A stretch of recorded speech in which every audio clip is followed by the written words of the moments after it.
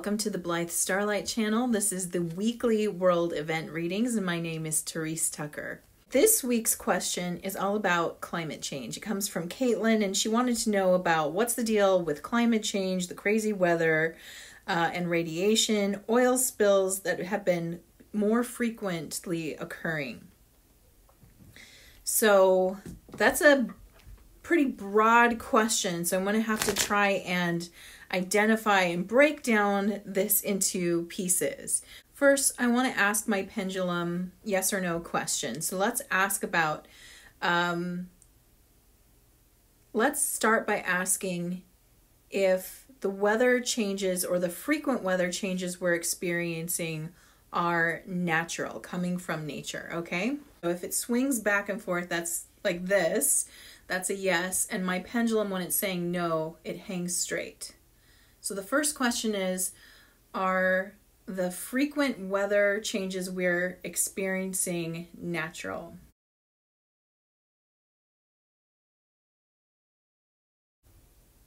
Okay, so you could probably see that it didn't move now that I'm talking, it's moving, but it was hanging straight. So the first question is no. The answer to the first question is no. It's not natural, which means now we need to ask if there is weather manipulation or modification involved. So let's start with that.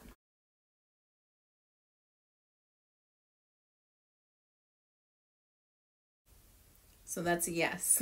So we've got weather manipulation and modification happening. So one of the things that we can learn right now is that there are different programs that are out there that are about weather manipulation and modification. Now, this is a really interesting topic because from what I've learned and heard, we're actually in a cycle where weather change is expected. It's not a heating up so much, but more of a cooling down. From what I've heard, and this is this information I got by listening to Gregg Braden's show, Missing Links. In fact, if you listen to that show, and I think you can find it on Gaia, maybe it's on his YouTube channel. It's called Missing Links, episode 1 of season 1. He goes in and he talks about how they've done readings of the ice cores. So they go into the ice shelves in Antarctica and they can read the ice cores and they can see the way the weather was moving like thousands of years back. I can't remember, it goes really far back. I'd encourage you to watch that program and take what you can out of it. But they're showing that there's actually a pattern of weather that we go through, and it has to do with the different rotational cycles of the Earth. And what I mean by that is that the Earth itself, the solar system we're in, is moving within the galaxy that we're in, the Milky Way galaxy, on this elliptical rotation. So we don't remain stationary within the galaxy. Our solar system rotates just like the planets rotate, and they're on an ellipsis. And every 26,000 years, we move into this denser cloud of energy. I think it's called an Oort cloud. Could be wrong on that one. But we move into this cloud of energy where, interestingly enough, the weather does change as we move through this position, but also consciousness changes. And many times we approach a golden age of consciousness when the planet and the solar system rotate into this specific cloud of energy. So there is actually a known pattern about this, so certain weather changes are predicted and expected, and it looks like what we're naturally moving into isn't a heat crisis of any kind, but actually possibly getting colder. So I would check that out. Definitely check out that show. Again, it's great. I'll write it here. Gregg Braden, Missing Links, season 1, episode 1 talks about that. So then if it's weather manipulation, then what we also know, and this is where it gets controversial because some people think this is conspiracy, but there is proof that it exists, and that's different technologies being used. Like, for example, there is the HARP facility, and I think they have more than one location, but the one I've heard about is like in Alaska, and that can be used for weather modification purposes. And I think they're actually starting to sort of come out and tell people they're doing it. Now they tell us for different reasons. It's beneficial, or they're creating special cloud cover so we don't experience too much sun, and there's all these different reasons, but nevertheless, weather modification is happening. The weather is getting manipulated and moved. And it's kind of a two-part system as I understand it. Anybody who actually knows more about this, you can definitely drop it in the comments of this episode. But as I understand it, the chemtrails that the planes release are used in conjunction with HAARP, and they create what's called cloud seeding. And you can tell when the cloud seeding is happening because the clouds in the sky will appear quilted. You'll see sort of a blanket cloud come, and it'll have like perfect even quilting inside the cloud. It'll look like a giant like quilt or blanket coming over. And that's when you know that the HAARP is sending the frequencies to the chemtrails that are creating the modification. The question is why? So somebody else had asked a question that supports the questions about the climate changing. And let's see if we can get more answers about what's going on. So now the first question someone has that is about this topic is they want to know, okay, they know that there's chemtrails, but they've also heard that there are benevolent chemtrails. So some chemtrails are negative or negatively influencing. They can have a negative influence on the weather or a negative impact on humanity and crops. And some we've heard are benevolent and actually beneficial to humanity and crops, and maybe actually doing some cleaning of the air of the negative chemtrails. So let's find out by asking first, are there benevolent chemtrails? That's the first question I want to ask.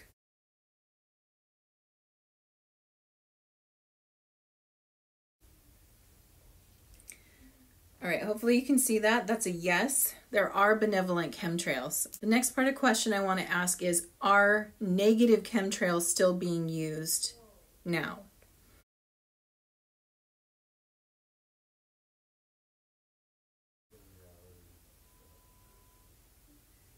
So that's also a yes. So we're still having negative chemtrails used, but there are benevolent chemtrails. So let's ask the cards an additional question.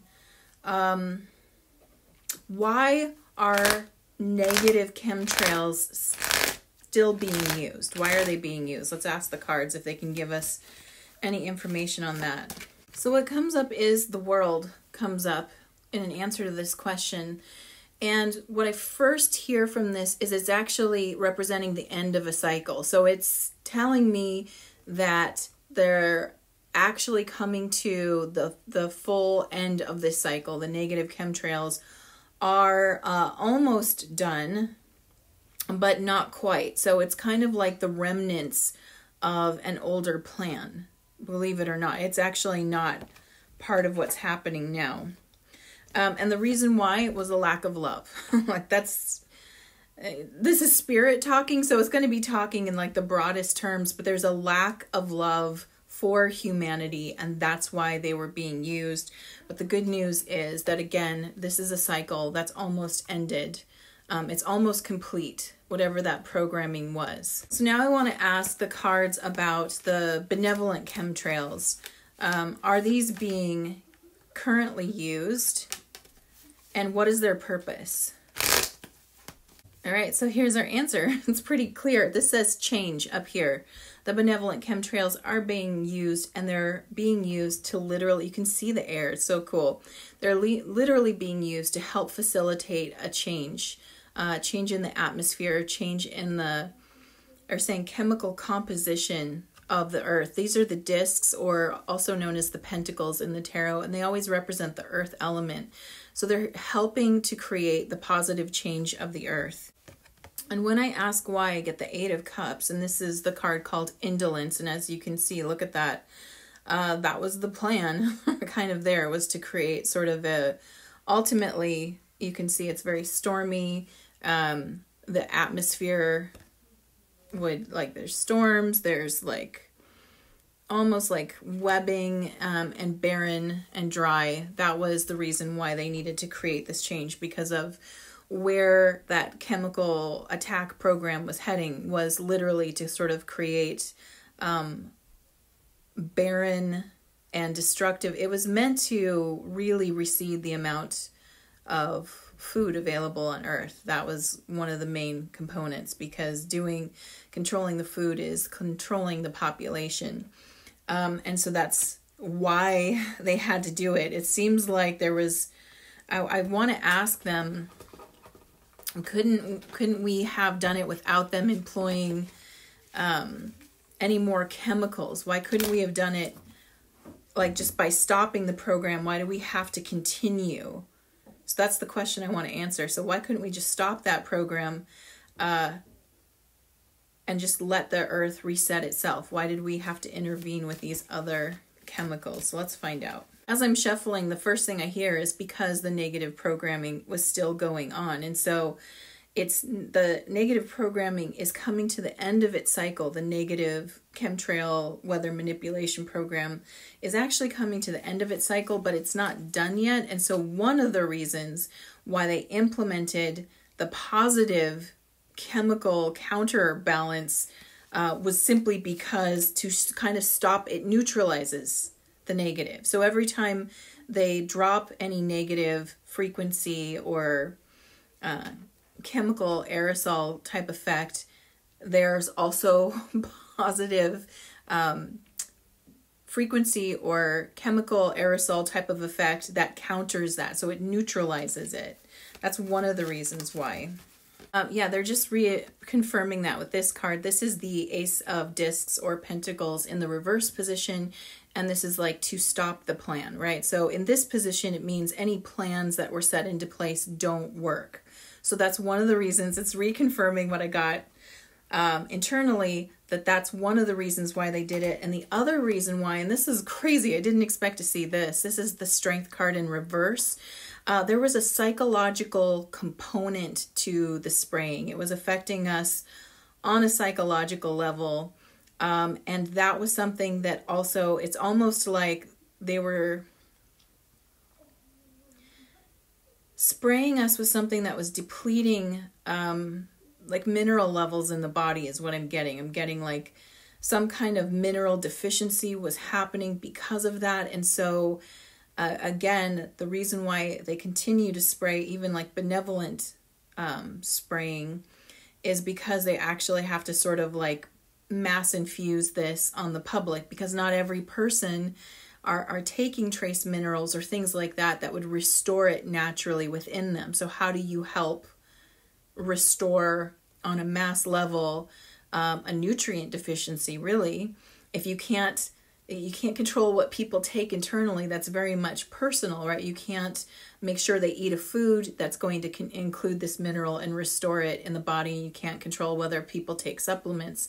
And so by doing this, it's kind of getting it into the air and into the water and helping to make sure that people are getting restored on a trace mineral level, which will help to benefit them psychologically. So there was a psychological,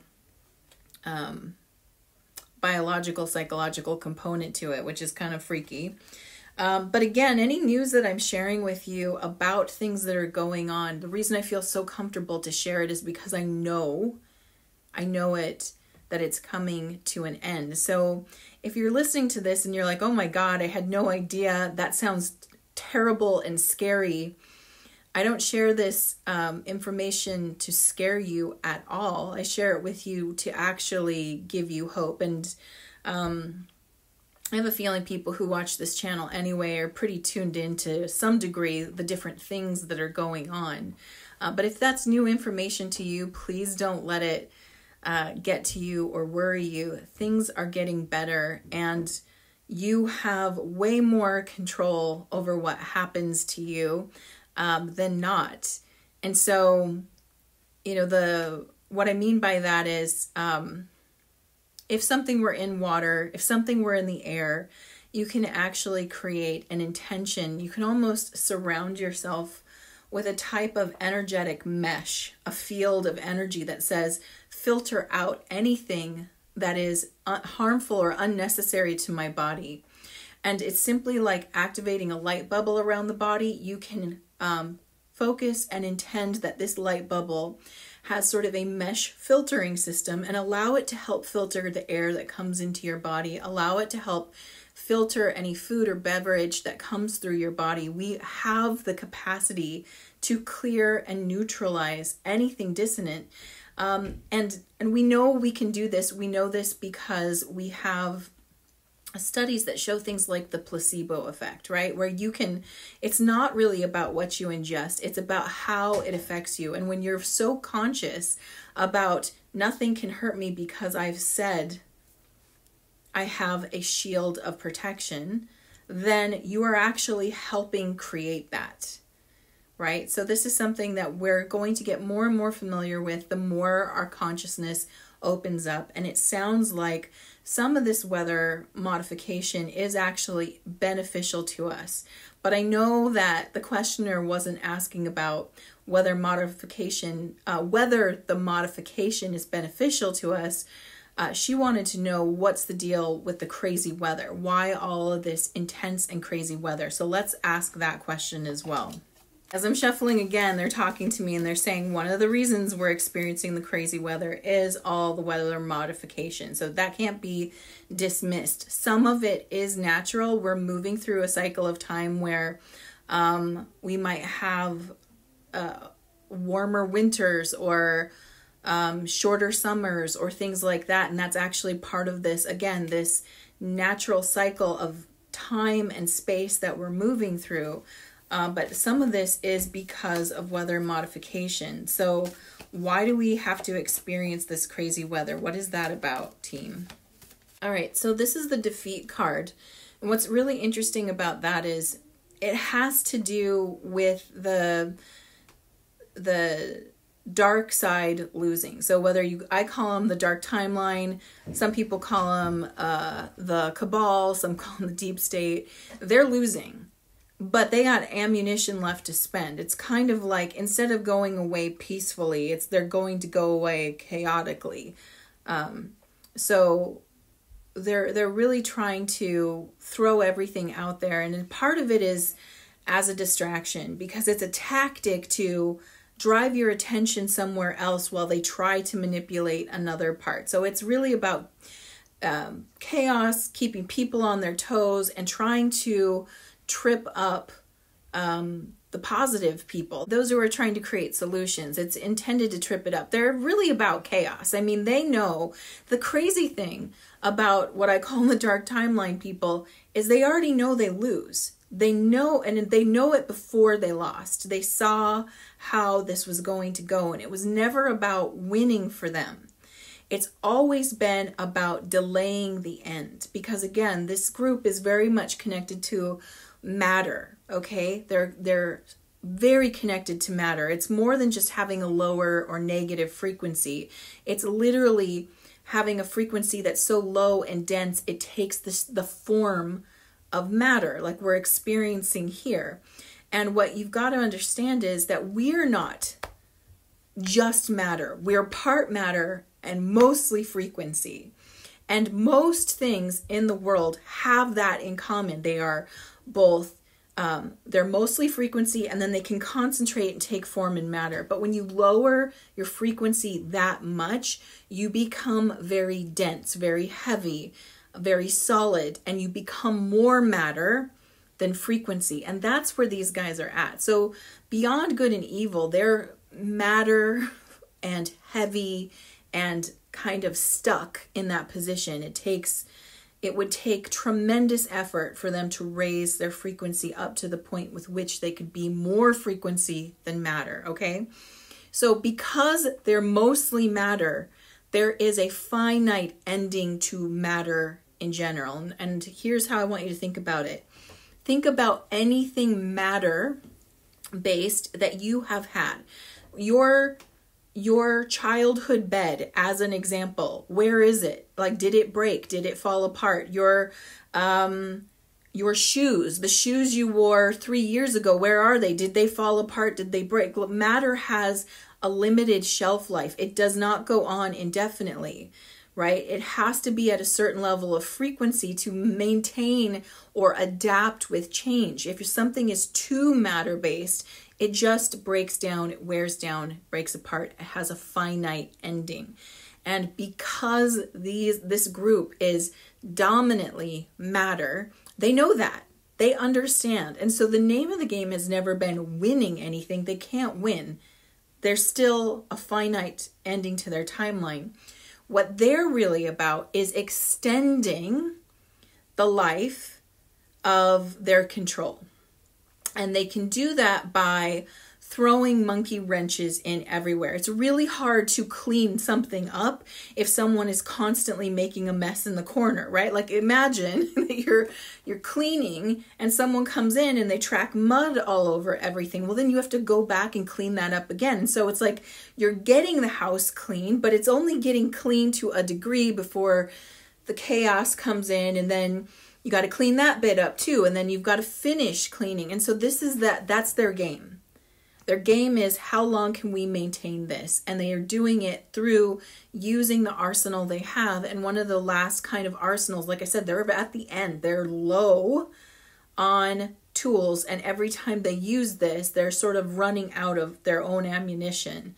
So it doesn't have a long shelf life. But as they do this, they kind of F things up for those who are trying to clean up and clear it. And they create more chaos. And again, it's coming from an absolute lack of love. There is no, what about innocent people? They don't care. They have much contempt for the average person because they see themselves as separate and different. And in a way, they're right. They're only right because they've lowered their frequency so much. They're so dense that they're actually more matter than frequency. And the rest of us are a balance that are more frequency than matter. I mean, we take shape. Obviously, I'm here. I can touch myself. I can touch these things. So it's not that I'm saying I'm not matter, but we can raise our frequency up. We can lift ourselves out. We can move our consciousness quite a bit further. And believe it or not, they have kind of trapped themselves in their own design. And that's why this continues. So as much as we might think it's a pointed attack at people, we're sort of the inconsequentials to them. Yes, they don't like us. Yes, they would like less of us here. But at this point, it's not even about, like, us is sort of an afterthought to them. This is all about holding on as tightly as you can for as long as you can with whatever means that you can. And the good news is that their means are very limited and it's coming to an end. So it will be interesting to see how this continues. What I have not been getting is that this is coming from the earth. The earth herself does not seem to be showing up in this reading that she is somehow shaking us off, which I know is some people's perceptions of what's happening here is like the earth is fed up with us. I do not get that, but let's ask. Okay, no, she's not. She's not mad at us. She's not trying to shake us off. And this, it lines up really beautifully with the other information I've read and heard, and that is about that she has transformed. She's been holding us the whole time. So according to the Law of One material and Dolores Cannon's research and material, the earth herself transitions first, right? So she now can hold up, she's getting to the point where she can hold up to fifth density consciousness. She can now fully support fourth density consciousness. Humanity is somewhere that we're sort of a hodgepodge. So we've got second density conscious, we've got first density consciousness in elemental energy. That would be like rocks and elements, and we've got second density consciousness with animals. We've got third density consciousness with humanity. Some of humanity is already moving into fourth density, and really starting to take hold or take root in fourth density. And there's sort of that tipping edge that is moving into fifth density. Although I sense that most of us here are here in fourth density on the planet. But we also have supporting energies that go up in higher and higher densities. She supports life all the way up till like just about 5, right about there. She will be holding fifth density soon. But she can definitely support fourth density life. And so she's been holding us with her, and she's been really the types of events that would have caused her to thrown us off was if humanity couldn't transition with her into fourth. But there is enough of us, and I would say more than you think, that have transitioned into fourth density. And fourth density, just to be clear, this is when the heart really starts to open. We're learning the lessons of love.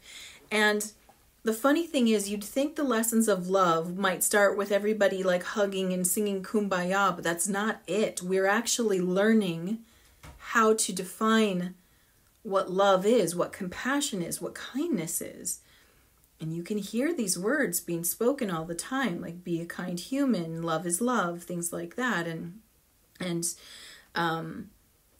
we talk about forgiveness. We talk about trying to understand one another. This is actually what happens in the beginning of fourth density, is trying to understand that which not only is comfortable and familiar to you, but that which you don't understand. And the fact that I see people grappling with it, just because we're not doing a great job with it, doesn't mean we're not doing it. And I think that's a really important thing to note, and that shows that we all are starting to awaken to this fourth density consciousness. So I hope you enjoyed this week's reading.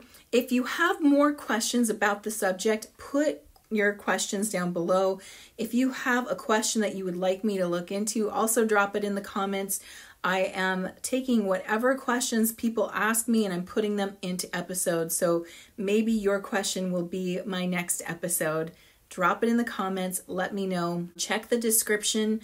I will try to find the link to the episode of Missing Links I was talking about that will go deeper into the ice cores and the changes that the earth was making, and that'll help fill in the gaps of some of the things that I spoke about today. Thank you so much for listening. I'm sending you so much love. Mwah.